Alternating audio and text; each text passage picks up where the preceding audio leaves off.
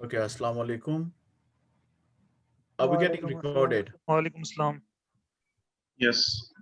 Okay. In today's session, आज के session में, what we want to do is talk about what is social engineering. हम बात करना चाहते हैं कि social engineering क्या होता है. तो what is exactly social engineering? Social engineering is a manipulation technique that exploits human error to gain private information, access or to access to valuables.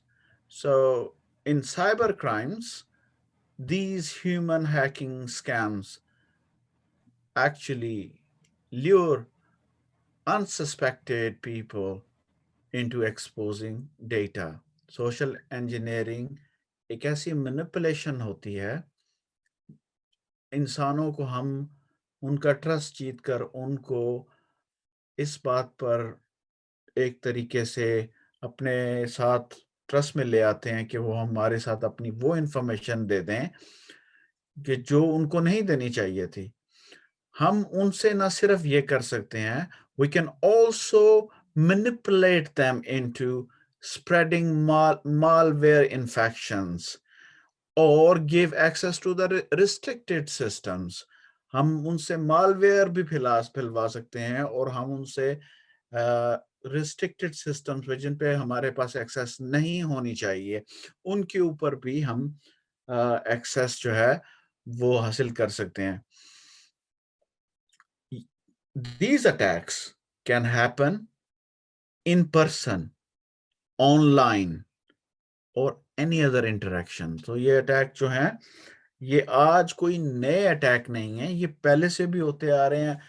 एक कौन आर्टिस्ट का जो एक क्लासिक एक कॉन्सेप्ट है जो आप लोग सारे देखते आ रहे होंगे, वो एक बंदा होता था, वो बसों में लोगों को मिठाई खिला देता था, वो बेवकूफ बनाता था.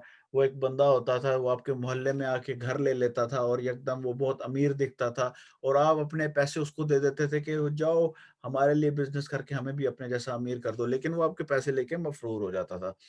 सो लेटर आते होते थे पुराने ज़माने के अंदर, यूरोपियन ममालिक के अंदर, और लोगों की पर्सनल डेटा जो है वो चोरी करते थे कि आपको इतना पैसा मिल जाएगा.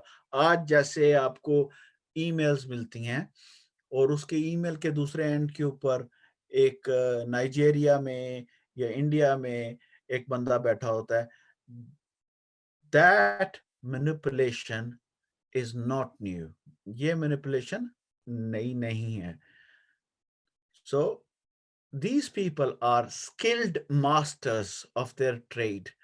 Although they may not be very technical, but they can deceive and manipulate users effectively. चाहे वो इतने टेक्निकल ना भी हों, वो इस आर्ट ऑफ सोशल इंजीनियरिंग के मास्टर्स होते हैं और वो लोगों को डिसीव और मैनिपुलेट कर सकते हैं. जिसने भी बाद में ज्वाइन किया है, sorry, we have already started the session, तो विल क्रैक ऑन. आप शामिल हो जाएं, हम आपके साथ बाद में बात करेंगे. In addition, hackers try to exploit a user's lack of knowledge.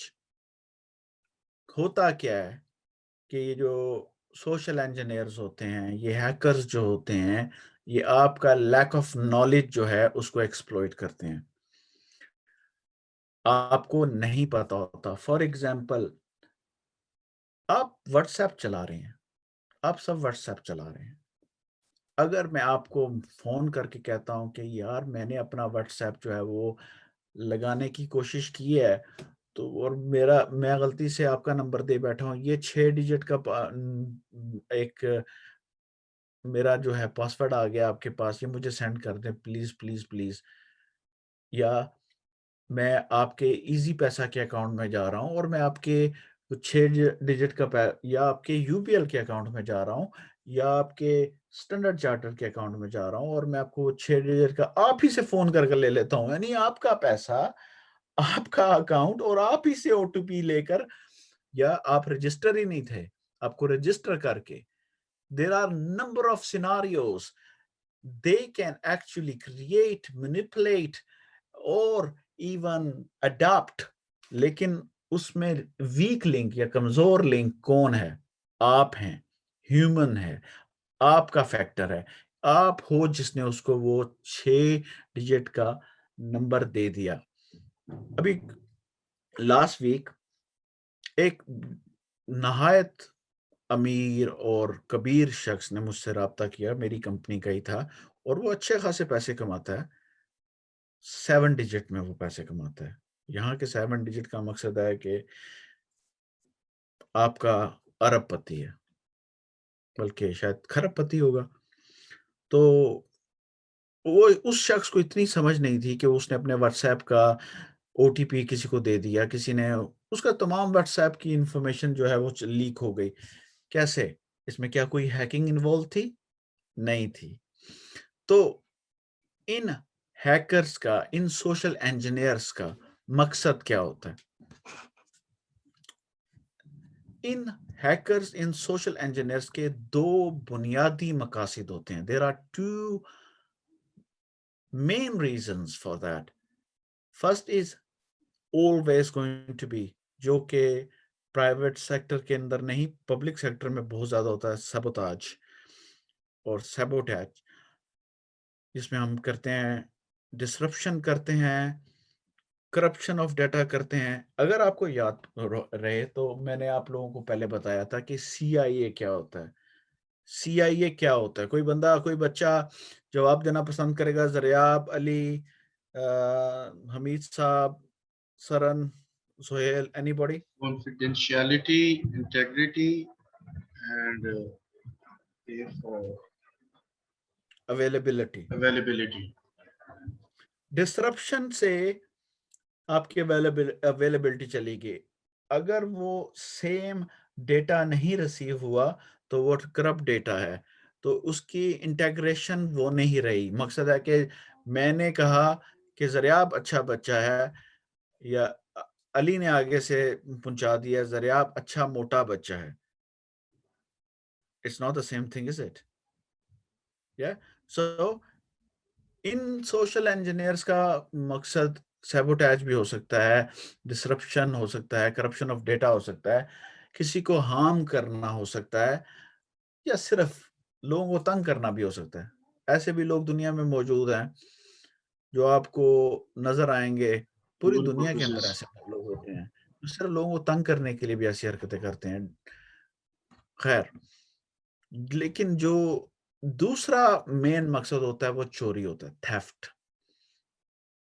So obtaining valuables like information, दुनिया में सबसे ज्यादा एक्सपेंसिव और वैल्यूएबल चीज इंफॉर्मेशन है।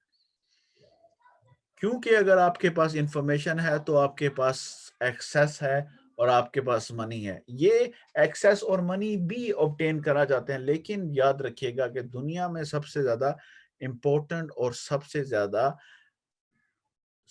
इंपॉर्टेंट चीज इंफॉर्मेशन है। अगर आपके पास इंफॉर्मेशन है तो you can do miracles with it. So theft to obtain information, access or money. How does social engineering work? काम कैसे करती है ये सोशल इंजीनियरिंग? कभी किसी ने सोचा है इसके बारे में? अभी तो हम इसी पे बात करते रहे कि जिस तरह हम व्हाट्सएप पर डेटा वो करते हैं, चोरी करते हैं, इजीली एक्सेसिबल हो जाता है बंदे को, वो उसको मैनिपुलेट कर देता है, इस तरह वर्क करता है। Well, सोशल इंजीनियरिंग एक ऑर्गेनाइज्ड क्राइम है।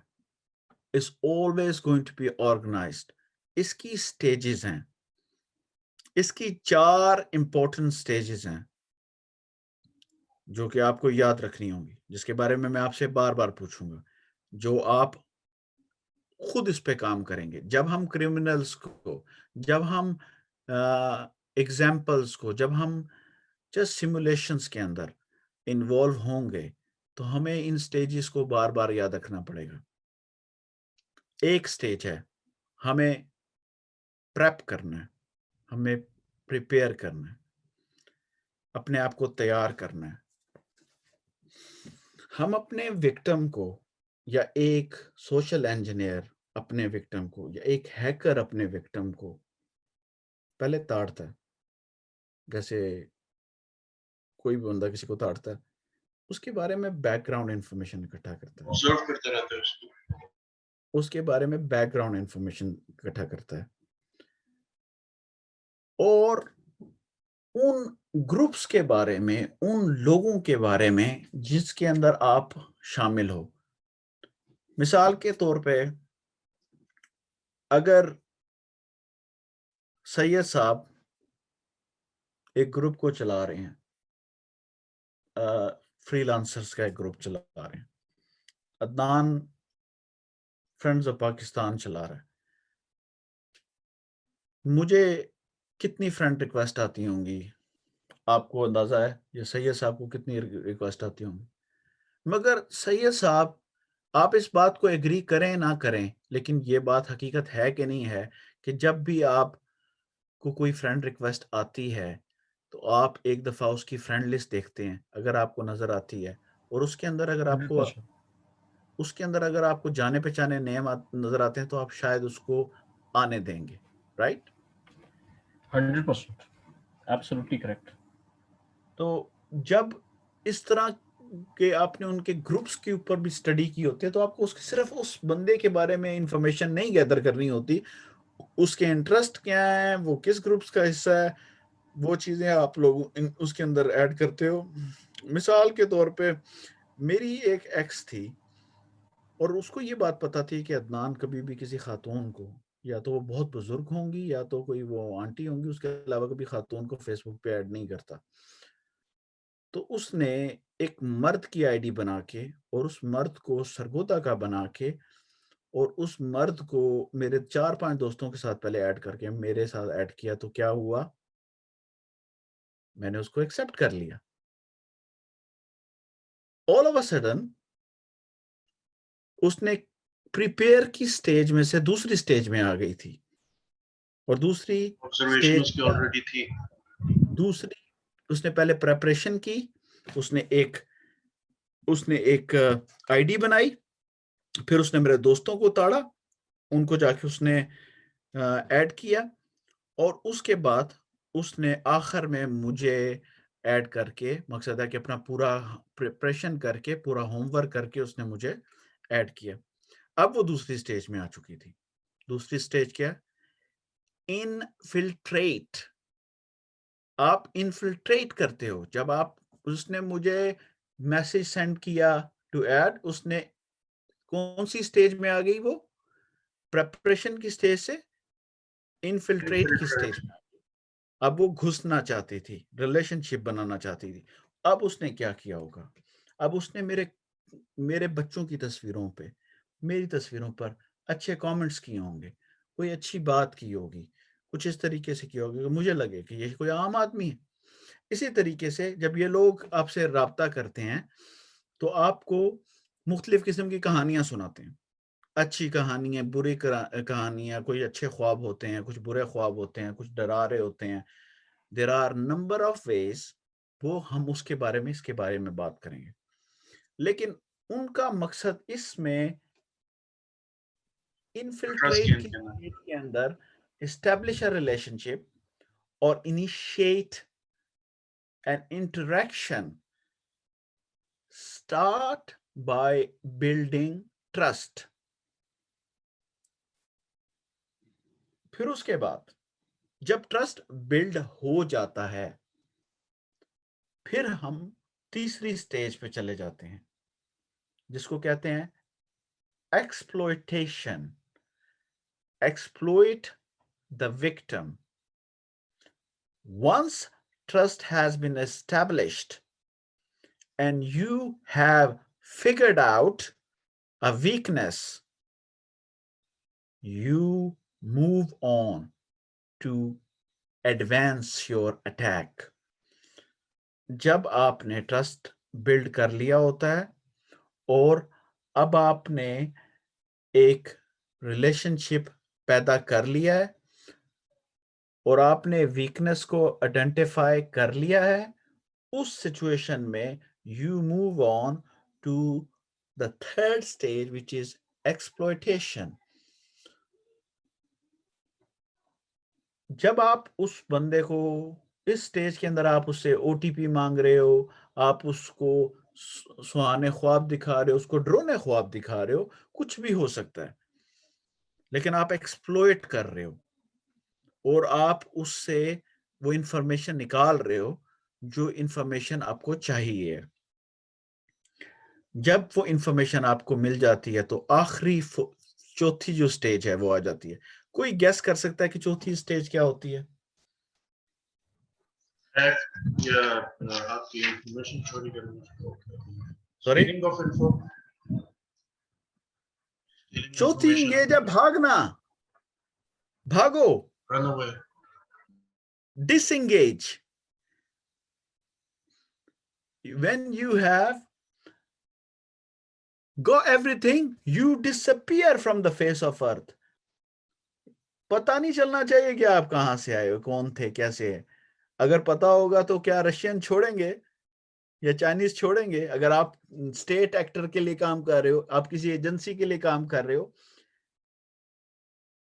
आप वहां पे बैठकर किसी ब्लंड रशियन खूबसूरत लड़की को देखते हो और सोचते हो कि नहीं यार, ये काम तो मैंने कर लिया, इसके साथ मैं राब्ते में रहूं। ओ भाई, मरोगे। डिसके अगर आप क्रिमिनल हो या आप स्टेट एक्टर के लिए काम कर रहे हो, आप एक एजेंट हो, किसी सूरत में भी you have to disengage and you have to run away. अगर आपने चौथी स्टेज भूलेंगे तो आप हमेशा फंसोगे। यही चीज सोचता है एक सोशल इंजीनियर, यही चीज सोचता है एक अच्छा हैकर, और वो डिसएंगेज करता है। हैकर की आइडेंटिटी शुरू से 2 नंबर होती है, बल्कि ऐसी 2 नंबर होती है कि आपको पता नहीं होता, आपको पता भी होता है और आपको नहीं पता होता कि ये शख्स कौन है। वो बहुत सोफिस्टिकेटेड तरीके से काम कर रहे होते हैं, लेकिन जो आम छोटे हैकर्स हैं जो नुकसान पहुंचा रहे हैं, वो भी इन्हीं 4 चीजों को फॉलो कर रहे हैं। They prepare, they infiltrate, they exploit the victim, and then they disengage, and they are gone in the wind. तो ये 4 स्टेजेस हैं: basic मकासद, sabotage, and theft. 4 stages. I want anybody. This is not a test of memory. It's test of understanding. I want anyone to tell me 4 stages of social engineering. Number 1 is to prepare yourself. After you've done like अगर आप hacker के साथ वो आपको Remember पहले the वो पसंद terms. करते हैं. Remember the terms. Yes. Prepare, Prepare, infiltrate, exploitation exploitation, and disengage. disengage. Yeah. So I want you guys to make notes of it. अपने notes बनाएं. मेरे पास sadly रमजान में इतना टाइम नहीं है कि मैं इनके notes बना सकूं. So we have to help me out in Ramadan. Please make notes of it. अपने notes बनाएं. शुक्रिया. Anyways, आपको कैसे पता चलेगा कि सोशल नेटवर्किंग अटैक हो रहा है? आप सोशल नेटवर्किंग अटैक का हदफ हो। वो आपके आपको साथ काफी वो करते हैं, आपके साथ काफी वो कहते हैं ना मीठा हो जाते हैं। आपका वो मतलब कि हर वक्त आपको वो करते हैं, मैसेज करते हैं, हर वक्त राब्ते में रहते हैं और फिर एकदम से आपको कहेंगे कि यार एक ओटीपी मैंने आपको भेजा तो आप मुझे वो ओटीपी बता दें, बहुत ही जरूरी है। तो फिर वो बंदा विक्टिम हो जाता है अटैक का। इट्स अ गुड आंसर, लेकिन आपको ये 6 चीजें याद रखनी पड़ेंगी। ये 6 चीजें जब आप पर तारी होना शुरू हो जाएं, आपकी फीलिंग्स हैं These are your feelings, these 6 feelings.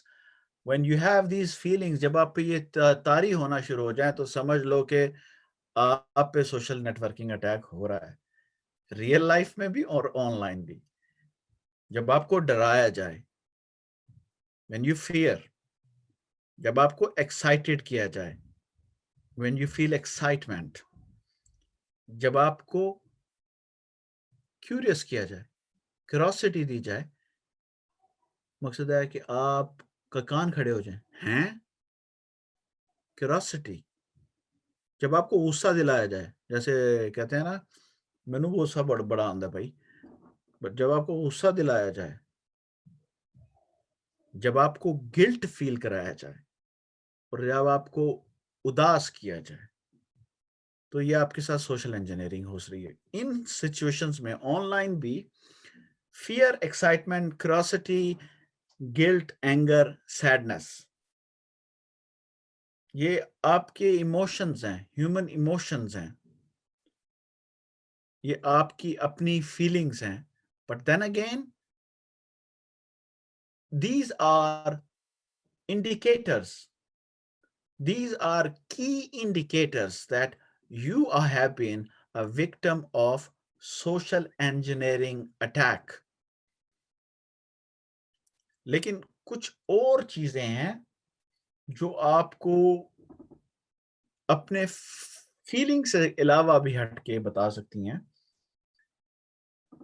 कि आप इस वक्त सोशल इंजीनियरिंग अटैक का टारगेट हो।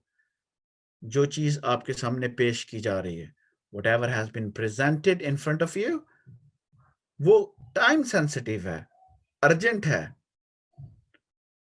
A sense of urgency is created. वो यार ये जल्दी जल्दी करना जरूरी है, ये पैसे इतने दिनों के अंदर इकट्ठे करने जरूरी हैं, ये काम इतने में करना जरूरी। ये नहीं कह रहा कि कई दफा रियल लाइफ में ऐसी सिचुएशन नहीं होती है, लेकिन जब अर्जेंसी होती है तो हम लोग कुछ चेक्स छोड़ देते हैं, हम आइडेंटिफाई नहीं कर पाते कि कुछ फ्रॉडियन और fraudulent activities, they go under the radar. They go out under the radar and we really don't really realize that this is happening. And it is actually happening because we have closed our eyes to some of the things. क्यों? क्योंकि ये urgent है. Because this is urgent, we have closed our eyes. ये urgency आपकी feelings के साथ भी directly proportional है। सो Zaryab, is it coming to an end?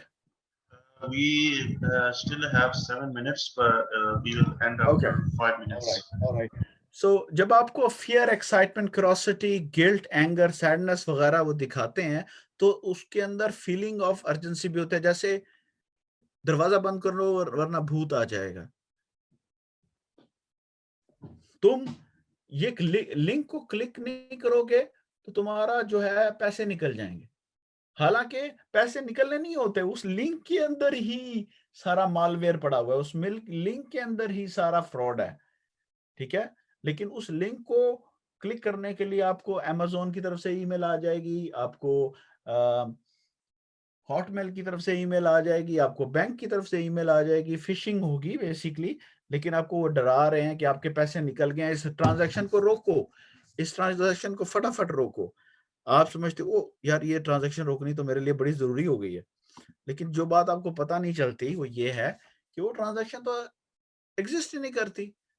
तो आपको फियर तो दिलाया गया, लेकिन सेंस ऑफ अर्जेंसी के साथ, there was a sense of urgency and then you are fearful at the same time. फिर जब एक्साइटमेंट होती है तो एक्साइटमेंट के अंदर भी सेंस ऑफ अर्जेंसी हो सकती है, एंगर में भी हो सकती है, गिल्ट में भी हो सकती है, यार मैं फटाफट ये बंद कर दूं। गिल्ट में कैसे? तुम फोन देखते हो, तुम क्या कुछ देखते हो, सारा कुछ पता है, तुम क्या कुछ देख रहे हो ये मुझे सब पता है, और यू नो व्हाट, मैं सारी दुनिया को बता दूंगा, जल्दी जल्दी पैसे दो, जल्दी जल्दी। हालांकि आप बंदा जो है उसको गिल्ट फील कराया जा रहा है और अर्जेंसी भी दी जा रही है। कुछ लोग उसके अंदर फंस जाते हैं गिल्ट की वजह से, कुछ लोग सैडनेस की वजह से कि ये बहुत बुरा वाकया हो रहा है फलानी जगह के ऊपर, लोग मर रहे हैं। कोविड है, कोविड-19 है फॉर इंस्टेंस, इसके कितने सारे स्कैम बने हैं, ये सैडनेस के स्कैम्स हैं। ये सारे के सारे सोशल इंजीनियर्स जो हैं, लोगों का इंटरेस्ट है बिकॉज ऑफ सैडनेस, लोगों का इंटरेस्ट है बिकॉज ऑफ एंगर, लोगों का इंटरेस्ट है बिकॉज ऑफ एक्साइटमेंट, और लोग just they are curious about it. तो इन सारे चीजों को, अर्जेंसी को इस्तेमाल करके they try to build a trust relationship because trust is invaluable. Trust क्या होता है? इस वक्त मैं एक छोटी सी मिसाल देता हूँ। इस रूम के अंदर 2 बंदे ऐसे हैं जिनको मैं कह सकता हूँ कि दे ट्रस्ट मी। तो अगर मैं एक गलत ऑर्डर भी उनको दूं, they will not question me. It is my responsibility to keep that invaluable trust and not misuse it. लेकिन does the hacker care about it? They don't. They do not. They are ultimately they are lying to you. वो आपसे झूठ बोल रहे होते हैं, उनका trust relationship ही गलत होता है। तो आपको वो किसी तरीके से ट्रस्ट पे लाके वो आपको आपसे इनवैल्यूएबल इंफॉर्मेशन निकालते हैं। उसके लिए वो कौन सी टेक्निक्स इस्तेमाल करते हैं, कैसे पहुंचते हैं आप तक? वो स्पैम करते हैं। स्पैम क्या होता है भाई, कोई जानता है? Anyone knows what spam is? बार बार एक मैसेज को बार बार भेजना स्पैमिंग है। Mass phishing, a lot of fishing, mass fishing is spam fishing. आप परवाह नहीं करते किसको जा रहा है, क्यों जा रहा है, कैसे जा रहा है। It's just going and it's going to a lot of people. Yeah, anyone who falls for a spam is a dimwit, because only a dimwit can fall for fishing, spam fishing, because it's so generic. बहुत generic होती है, बहुत फजूल सी होती है, बहुत सारे लोगों को सेंड की गई होती है।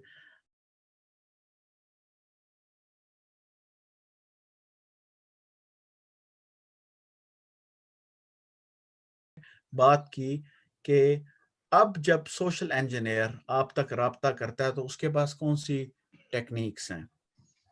उसके अंदर एक है स्पैम फिशिंग, जो बहुत सारे लोगों को वो एक मास फिशिंग करते हैं, वाइड स्प्रेड अटैक करते हैं, बहुत जेनेरिक होता है, नॉन पर्सनलाइज्ड होता है और बेवकूफ़ों को फंसाने के लिए होता है बेसिकली। और they can use spear fishing and whaling.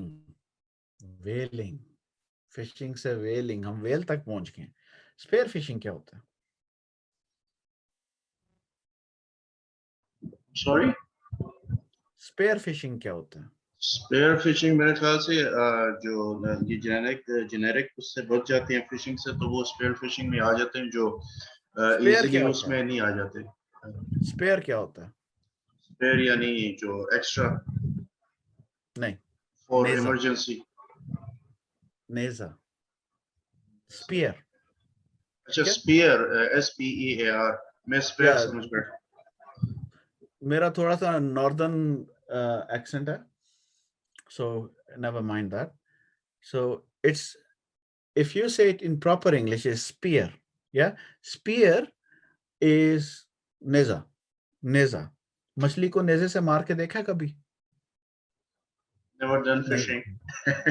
लेकिन आपने मूवीज में आगे पीछे तो देखा होगा ना कि लोग yes I did, yes yes. Spear के साथ फिशिंग कर रहे होते हैं। तो वो चुन के जिसको अटैक किया जाए उसको कहते हैं स्पीयर फिशिंग। ठीक है, और स्पेयर फिशिंग।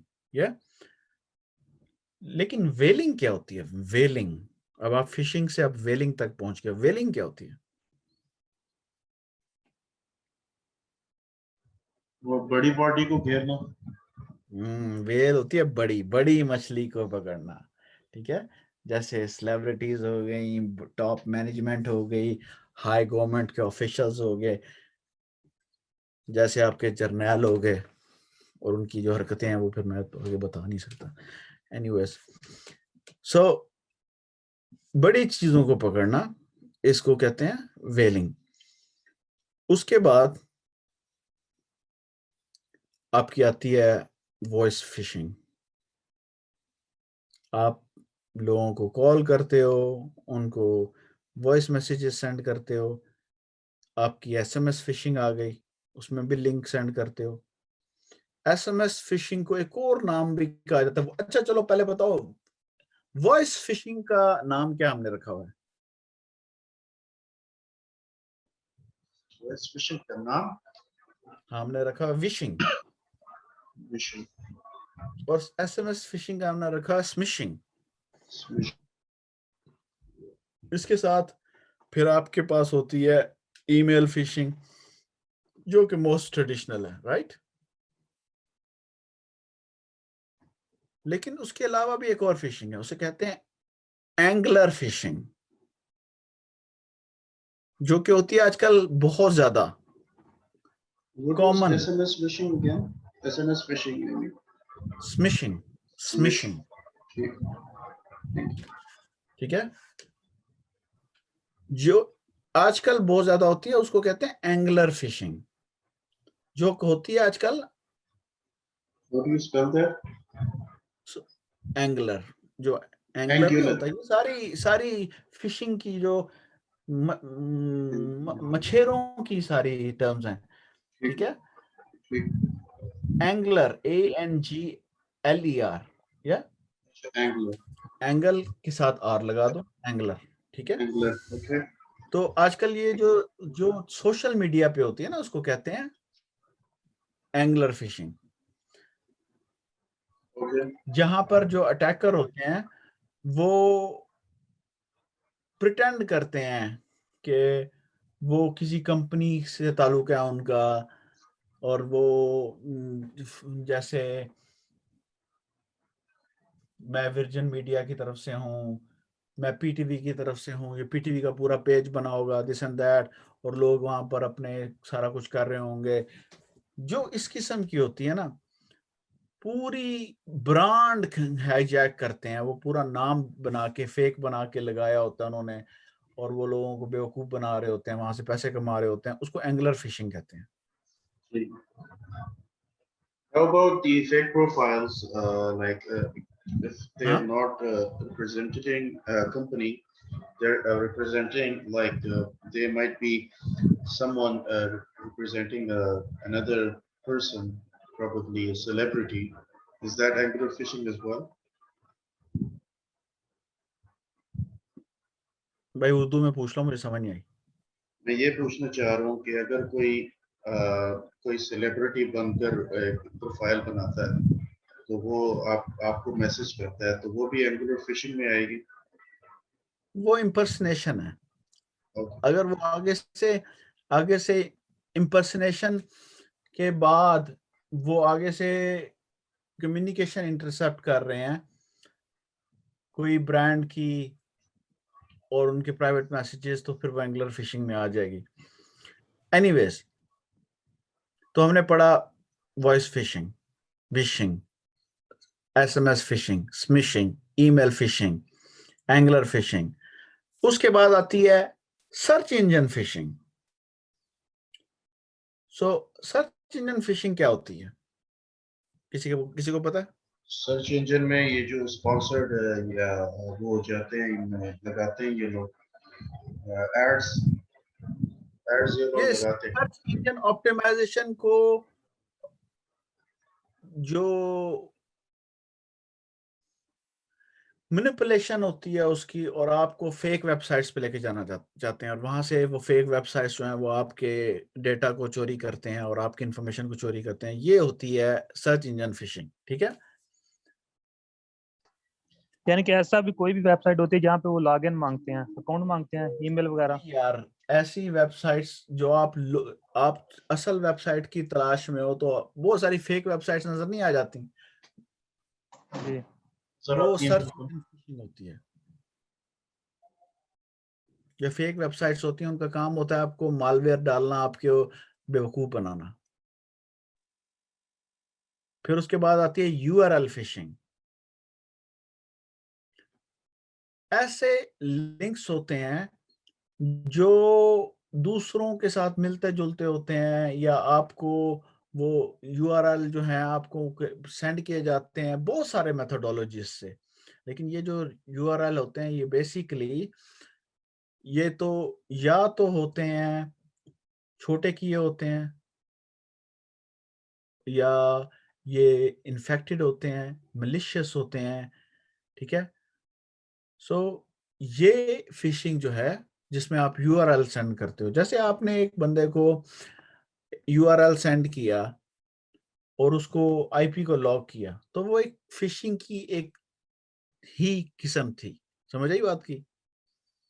आपने यूआरएल फिशिंग खुद की है, राइट? जी so you should know in session phishing. In session phishing ऐसी होती है कि जो आपके नॉर्मल वेब ब्राउजर को इंटरप्ट करती है। जैसे आपको पॉपअप्स आते हैं, पॉपअप्स आते हैं ना, बिल्कुल आते जी हैं। आते हैं। आपकी जो ब्राउजिंग है उसका एक्सपीरियंस खराब करती है और वो पॉपअप आने शुरू हो जाते हैं, फिर बंदा पॉपअप से तंग आ जाता है। वो आपको बेसिकली फिश कर रहे होते हैं। ठीक है। जी आगे से इसके बाद हम अगले दफा अटैक्स के ऊपर बात करेंगे कि किस किस्म के अटैक्स होते हैं, फिशिंग अटैक्स किस तरह के होते हैं। उसके बाद हम मालवेयर पे बात करेंगे, तो हम थोड़ा सा इन डेप्थ जाके बात करेंगे। मैं चाहता हूं कि आपको स्केयरवेयर, उसके अलावा बॉम्ब अटैक्स, P2P अटैक्स, ये सारा आगे पढ़ाया जाए। नेक्स्ट वीक का जो लेक्चर है it is on attacks, social engineering attacks. ठीक है। जिसकी हमने पहला बेसिक हमने फिशिंग अटैक जो है वो डिस्कस कर लिया है। बाकी जो पीछे रह गया है वो हम नेक्स्ट वीक जो है वो कर लेंगे। अब ये मैं 5 मिनट आप लोगों को दूंगा क्वेश्चंस के लिए, और क्वेश्चन जो है वो कोई सोच समझ के पूछेगा, ऐसे सवाल ना हो कि मुझे रोजे के अंदर और रोजा लग जाए।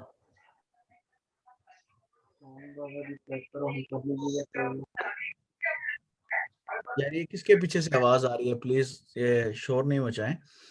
सवाल पूछें जिसके पास आज के सेशन के ऊपर सोशल इंजीनियरिंग के ऊपर किसी का सवाल है, please do ask the question. जैसा कि आजकल व्हाट्सएप पे लिंक सेंड करते हैं अमेजोन की तरफ से, आपको इतना मिला है, आपको ये मिलेगा, गिफ्ट मिलेगा, आप इस हम्म लिंक को क्लिक करें। हम्म और बहुत सारी कंपनी की तरफ से ऐसे मिलते हैं। हम्म जैसे उसको क्लिक करते हैं, आगे जाते हैं, वो यूआरएल खाली होता है, वो जो लिंक होता है वो खाली होता है। हम्म क्या इससे हैक होने का खतरा है? यानी कि एक किस्म को उनके पास चला जाता है हमारा डेटा। यानी कि लिंक को क्लिक तो कर लिया रेडी, जैसे हम आईपी लोगर के लिए सेंड करते हैं उनको। तो आपके पास डेटा आया था कि नहीं आया था? बिल्कुल आया आया था। था। आया था जी ना? जी जी जी बिल्कुल आया था। तो इसी तरीके से हमने जो एक एक्सरसाइज की थी उसमें आपके पास डेटा आया।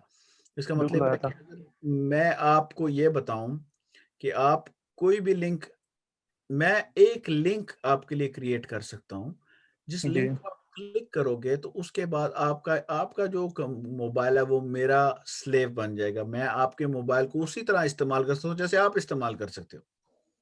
ठीक तो मैं हर चीज वो देख सकता हूँ जो आप देख रहे हो। तो ठीक इस वजह से मैं कोई भी यूआरएल नहीं खोलता जब तक मैं उसको स्कैन ना कर लूं। So in order to stop URL phishing and URL phishing attack, you need to learn how to do URL scanning. So, अगर अब आप गूगल पे जाएं जी और अभी लिखें URL scanner, एक मिनट, आई URL थिंक आपने सेंड किया भी था साइबर ब्रिगेड में। सो उसमें आपको मिलिशियस URL स्कैनर के बहुत सारे मिल जाएंगे, लेकिन याद रखिएगा इनको भी चेक करना पड़ेगा कि आप किसी गलत URL स्कैनर पे ना हो, ठीक है। नहीं आपने अदनान भी आपने सेंड किया था, वो जो है ना वायरस साइबर टोटल का ब्रिगेड में किया होगा मैंने। जी, इसके लिंक के लिए सेंड किया था कि URL के लिए किया था आपने? वायरस टोटल का किया था URL के लिए, तो जी जी वो आप चेक कर सकते हैं। Anyways, it was a nice session. Well, I think I'm done here. Any other questions? I'll take the questions. That's not a problem. But I think I need to wind up in next couple of minutes. So You probably need to. yeah, कोई घंटा एक रह गया है रोजे अफ्तारी के अंदर, so I wanna get some sleep. Of course, you can go. And You have any questions, Rab? No, I'm good for now. I did understand the stuff. I don't have any further questions. Saran has a question, I think. जी जी भाई, ये जो website से mostly जाते हैं तो इधर होता है क्या बोलते हैं, मीन जब भी कोई वेबसाइट ओपन करो तो वो बोलते हैं अलाउ और ब्लॉक नोटिफिकेशन। मोस्टली को अलाउ करो तो वेबसाइट खुलती है, तो खुलती नहीं है। Well, उसके बारे में कुछ बताएं। website does not need to have open notifications or add-ons or anything. So कौन सी वेबसाइट की बात कर रहे हैं? मैं तो कभी भी नोटिफिकेशंस नहीं खोलता, एड-ऑन्स तब खोलता हूँ जब जरूरत होती है। मकसद है कि कोई पॉपअप विंडो तभी खोलता हूँ जब जरूरत होती है। सो जी भाई, ये लाइक सैम मोबाइल वेबसाइट है सेलफोन की फाइल्स डाउनलोड करने के लिए। उसके बाद GSM अफ्रीका, उसके बाद GSM टेस्टर, ऐसे हलीबा टेक, ऐसी कई वेबसाइट्स हैं। मतलब वो उनके पास हमारे कार्ड्स वगैरह भी उनको ईमेल करने होते हैं। उसके अलावा यहाँ उनके बाइंग करते हैं, मतलब क्रेडिट्स बाइंग करते हैं, उनके पास हमारे कार्ड्स वगैरह की इंफॉर्मेशन होती है। उससे कैसे रोका जा सकता है, मतलब वो इसमें ये है मेरे भाई कि जब आप उनको इतनी ज्यादा एक्सेस दे रहे हो ना, तो उस एक्सेस के अंदर वो आपके जो दूसरी इंफॉर्मेशन है वो भी हाईजैक कर सकते हैं। आपकी कुकीज हाईजैक कर सकते हैं, आपकी इंफॉर्मेशन हाईजैक कर सकते हैं। तो उसका तरीकाकार ये है कि आप उनके साथ कम्युनिकेट करते हो, तो जिस OS पे आप कम्युनिकेट करते हो उसको सैंड बॉक्स में चला लो। विंडोज 10 के अंदर सैंड बॉक्स मौजूद है, ठीक है। तो सैंड बॉक्स जब जी बंद सही। करोगे ना, तो उसके अंदर कोई चीज पीछे रह नहीं जाती। आप अपने कंप्यूटर के ऊपर उसको इफेक्ट को लेके नहीं आते, ठीक है। इनकॉग्निटो मोड भी हम यूज कर सकते हैं, जैसे ब्राउजर्स में है। और भाई जिनसे तो एक और क्वेश्चन है, इनकॉग्निटो जिनसे मोड के हमने अंदर ये जो है पहले वो आप डाउनलोड तो आपकी फिर भी, अगर कोई वो कोई चीज फेंकेगा तो वो जाएगा तो आपके कंप्यूटर में ही ना। अगर बिल्कुल आप बिल्कुल। सैंडबॉक्स पर वेब ब्राउजिंग कर रहे हो तो वो सैंडबॉक्स की तो एग्जिस्टेंस ही नहीं है। वंस सैंडबॉक्स इज गॉन, ठीक है।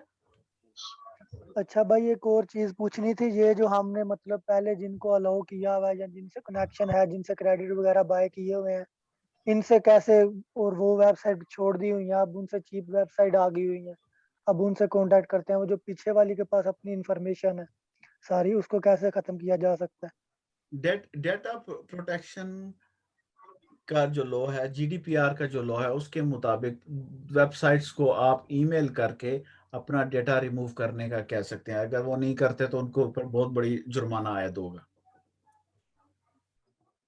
ठीक है। इसके लिए एक और जी बड़ा सर, अच्छा जरूर। सोल्यूशन मैंने देखा आजकल। कुछ सर्विसेज हैं जो आपका असल कार्ड नंबर लेती हैं, वो आपको एक वर्चुअल कार्ड दे देती है। वर्चुअल कार्ड पे आप लिमिट सेट कर सकते हैं, वो फिर आप आगे उससे परचेजिंग कर सकते हैं। तो ये मेरे ख्याल वो से आगे काफी की सिक्योर सॉल्यूशंस होगा। की बात नहीं कर रहे। जो उसका सवाल था वो बहुत टेक्निकल सवाल था कि the data has been already yes. acquired by X party and you are no longer in business, आप उनसे बिजनेस नहीं कर रहे अब दोबारा, और आपको वो डेटा रिमूव कराना है। तो GDPR एक कानून है जो आपको इजाजत देता है, आप उनकी वेबसाइट के ऊपर उनकी हेल्प को ईमेल करोगे और आपको होगे कि मेरा डेटा जो भी आपके पास है, मैं आपको इजाजत नहीं देता उसे रखा जाए, आप उसको रिमूव करें, और वो आपको जवाब देंगे, वो रिमूव करके जवाब देंगे। सही होगा। और एक और चीज भाई, ये जो क्रेडिट कार्ड्स होते हैं, इनके ऊपर जो इसका क्रेडिट कार्ड का नंबर, एक्सपायरी डेट और CSC नंबर्स पास हो, तो आप किसी भी इसको अकाउंट के साथ टच करके बैलेंस निकाल सकते हो विदाउट एनी परमिशन, अगर आपका कार्ड बैंक की तरफ से ऑनलाइन ऑप्शन पे ओके है। और अगर मतलब उसको कैसे रोका जा सकता है? जो जो क्रेडिट कार्ड है उसमें एक रिस्क है, और वो से रिस्क की वजह से ये एक ऐसी चीज है जिसके ऊपर मैं ज्यादा तवज्जो नहीं देता। उसकी वजह ये है कि जो भी क्रेडिट कार्ड्स हैं पूरी दुनिया में, वो फाइनेंशियल कंडक्ट अथॉरिटी के FCA के थ्रू और दूसरी के थ्रू प्रोटेक्टेड होते हैं। तो अगर आपकी क्रेडिट कार्ड से अगर कोई चोरी हो जाती है तो वो पैसा आपका प्रीटी मच सिक्योर है। हर क्रेडिट कार्ड की 80,000 पाउंड, मकसद 1 करोड़ 60 लाख की अश्योरेंस होती है, और 1 करोड़ 60 लाख का कार्ड बहुत कम लोगों के पास होता है। ठीक है, तो ये चीज आपको टेंशन लेने की जरूरत नहीं है। आपको सिर्फ इस चीज की टेंशन लेनी है कि आपका पैसा कब गायब हुआ, और उसको अपने बैंक को रिपोर्ट करना है। ठीक है, जी सही हो गया, जज़ाकल्लाह। ओके। एक और क्वेश्चन मेरा, एक छोटा सा लास्ट क्वेश्चन। एक वेबसाइट्स हमारी ये जो कुकीज वो करती है, हमें हम एक्सेप्ट वो कर देते हैं उनकी कुकीज को, तो ये कुकीज बेसिकली क्या करती हैं? वो हमारा डेटा लेती हैं, ये क्या करती हैं? Cookies tweak your experience. Next time जब आप आते हो तो वो इतनी जल्दी आपको वेबसाइट लोड हो जाती है, जी उसकी जी वजह है कि it has been in the remembrance of your browser. ठीक है, ठीक तो ठीक। ब्राउजर की कुकीज के अंदर उसको उसका सारे के सारा सब कुछ डाउनलोड हुआ होता है। अब जो कुकीज हाईजैक करना पॉसिबल है, there are number of ways to hijack cookies, और there are number of factors who will actually download for the sake of hijacking the cookies. So cookies अच्छी भी हैं और cookies बुरी भी हैं, खतरनाक भी हैं और अच्छी भी हैं। You gotta be very careful about it. Thank you. अच्छा भाई, वन मोर क्वेश्चन है एक छोटा सा। Yeah. अपना ये जो हम टोर ब्राउजर यूज करते हैं अपने PC में, सिस्टम में, Yeah. इस पे अगर मतलब कि आपका पेपाल अकाउंट है, क्या उससे अगर आप जो बाइंग सेलिंग करते हैं उससे आप ट्रेस हो सकते हैं, उससे आपको ट्रेस किया जा सकता है, या उससे आपको ट्रेस नहीं किया जा सकता? वो तो बिल्ट इन क्यों VPN नहीं? है उसमें।